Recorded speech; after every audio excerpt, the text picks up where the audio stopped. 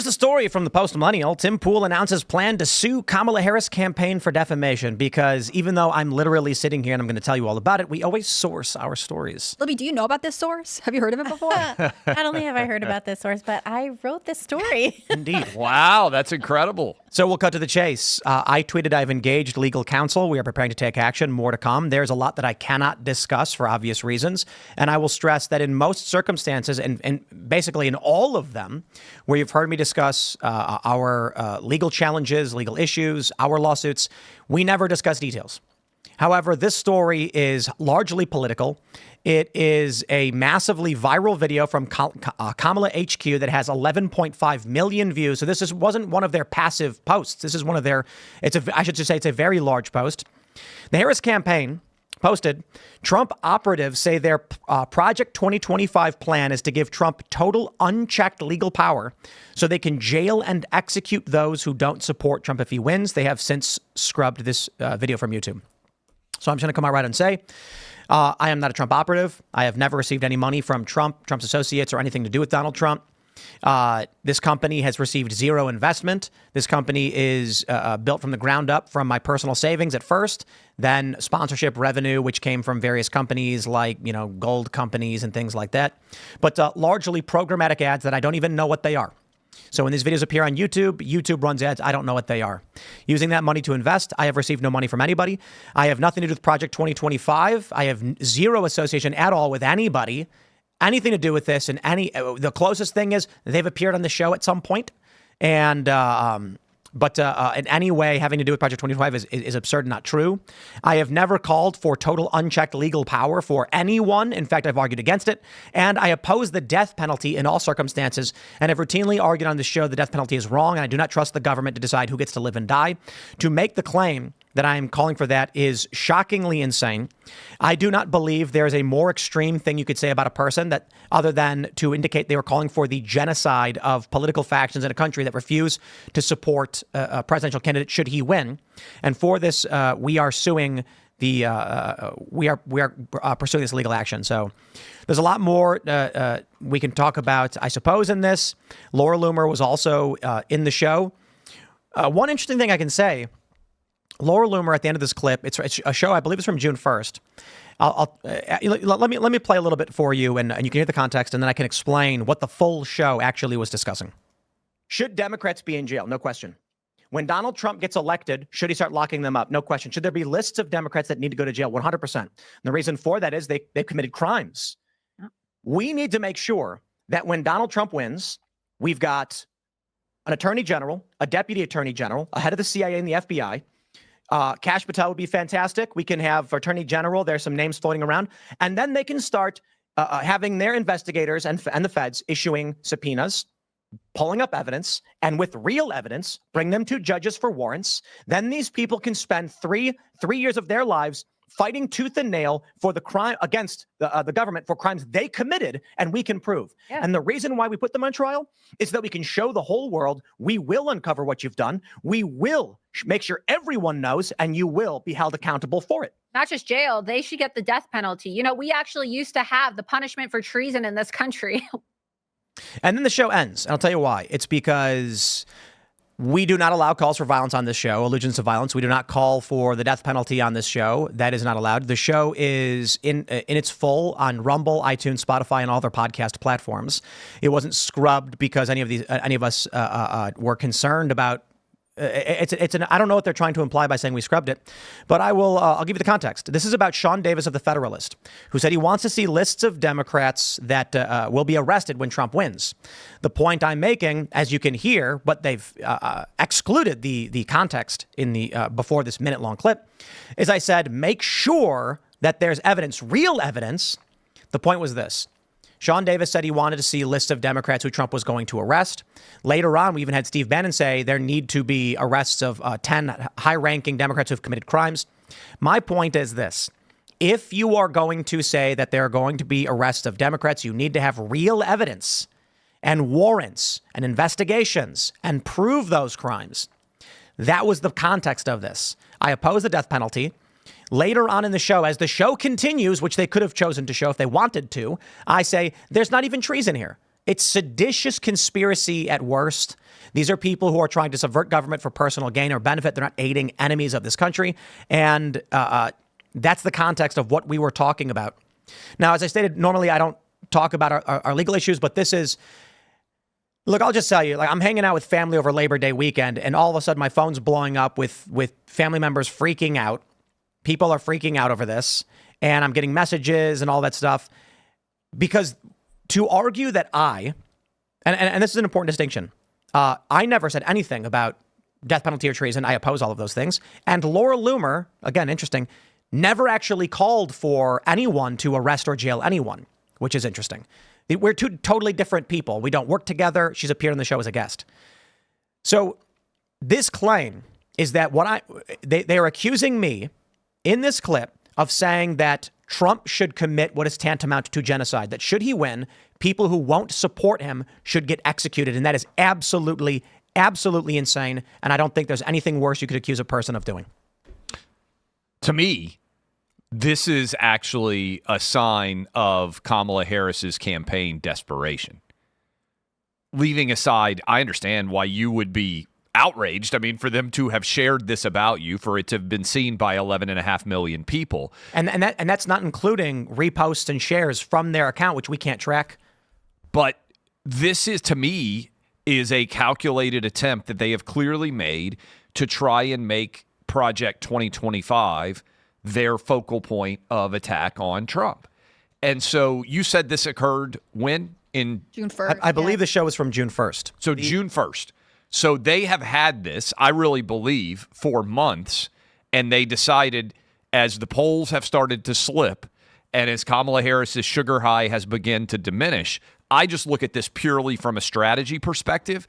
This, to me, is an attempt to change the storyline from their misguided attacks related to Abbygate and everything that happened at Arlington National Cemetery, and try to put this into the Democrat media spin cycle and turn Project 2025 and Trump back into the Hitler of his era, right? This is calculated language by them designed to send that message to all the followers. That's what I take away, not on a particular basis. I don't know about you guys, but that's what strikes me when I see that her official campaign account shared this. Yeah, I'm shocked about this. they did the exact same thing to Charlie Kirk. They said MAGA operative endorses Trump's Project 2025 to give Trump total control over Americans' lives, put the president entirely in charge of the government.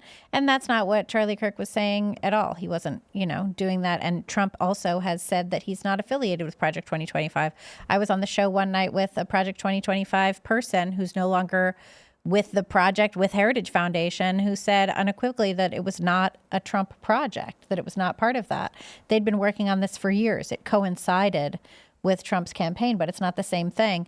And it's an effort, too, to paint the entire conservative side and the Republican side as though there's just one voice. And if you think about it, that's what they do with all groups of people. They assume that every group of people is a monolith that doesn't have individuals that can speak for themselves or have their own ideas or ideals or values or thoughts, or plans.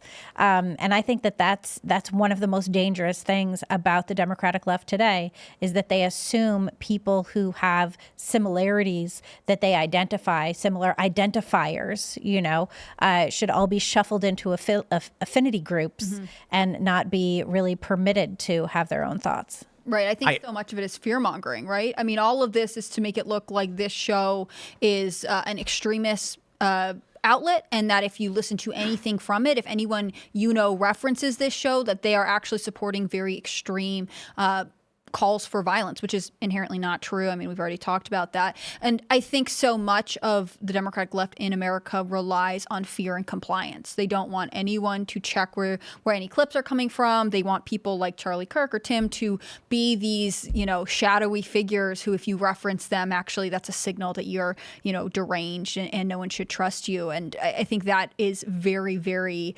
totalitarian, and people should be afraid of that. But again, this fear of being associated with the wrong people is so inherently bred into American culture right now that it's difficult for the general public to walk away from it. I don't know how this country survives like this.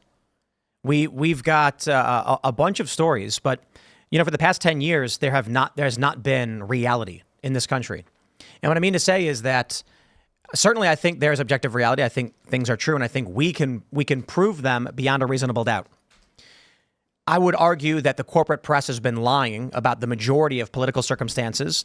As we can see here, we'll see how the media reports on this one. There's been some reporting on this.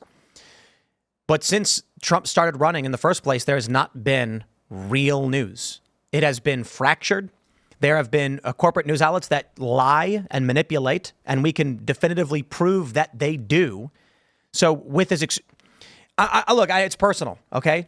The Kamala campaign said this about me. Yeah. And the lie, it's not Trump spilling food into a fishbowl. It's not Donald Trump praising bad people. I mean, those are shockingly egregious. It's not Donald Trump saying inject bleach, an insane thing to accuse someone of doing. This is it's crazy. I have a family member say the front runner for the largest, the candidate for the largest political party in this country on their official campaign account to 10 plus million people has accused you of calling for the mass execution, the killing extra legally of Democrat voters if they won't back Trump should he win. This is insane. I mean, my family is so pissed off about this. To see that, I'm like, I'm at a loss for words to it. I can certainly speak, but it's crazy to think that we are at this point in this country where the Democratic campaign is doing this. And now, real quick, there's some questions about how does it get so bad? Well, I'll leave it to the lawyers, discovery, whatever ends up happening. But how? I can only assume it was intentional. What I will tell you as a lawyer, there's no way that some 19-year-old intern got sent a clip and posted it from Kamala Harris's account without it being signed off on to the nth degree. I bet 8 people have to see every tweet before they send it out. It has to be signed off. I guarantee you, again, to me, your point, I think, is a really good one about we live in a world now where you can't trust the vast majority of the media that is shared on a day-to-day basis. And we have a candidate in Kamala Harris who has been expressly clear that she doesn't believe that Twitter should be allowed basically to exist as it does. And a president and a vice president, she and Biden, who tried to restrict what we could say about COVID. To me, this is a First Amendment election. I understand there's lots of people out there with a lot of opinions on economy, border crime, abortion, whatever you want to talk about. If you don't have the ability to have real debates in this country, there is no freedom. And I think they've recognized that, and I think they're trying to curtail discussions and attack people who have discussions to try to restrict the mass flow of information in this country. And that's why, to me, ultimately, if you believe in the First Amendment, this is an easy decision. So when it comes to presidential campaigns, you just said you think 8 people had to have signed off on it. At least. I think that yes. Sorry. But so you're basically, what I'm wondering is you're saying that as a large presidential campaign they spend what, $1 billion plus dollars in these campaigns. They're having multiple levels of PR scrutiny on everything they're doing.